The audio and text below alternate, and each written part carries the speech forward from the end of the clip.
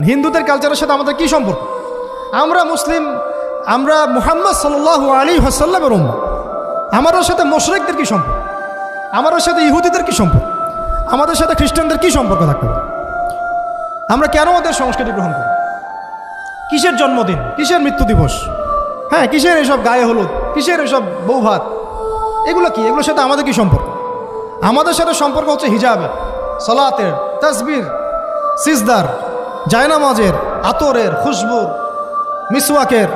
আমাদের সাথে এগুলোর সম্পর্ক। আমাদের সাথে সম্পর্ক হিজাবের, আমাদের সাথে সম্পর্ক ইসলামিক ক্যালিগ্রাফির, ইসলামিক, আমাদের সাথে সম্পর্ক কোরআনের, হাদিসের, সিরাতের, লেখাপড়া, ইলমি পরিবেশের, তাসাউফের, এগুলো আমাদের কালচার। তো কালচার খুব ইম্পর্টেন্ট। কালচার থেকে দূরে সরে গেলে আমাদের আকীদা নষ্ট হয়ে যায়। আল্লাহ পাক আমাদেরকে আমাদের কালচার ধরে রাখার তৌফিক দান করেন। আমি আমার মেয়ের সাথে একটু আগে খেলছিলাম, তো তখন তাকে দেখে আমার কাছে মনে হলো যে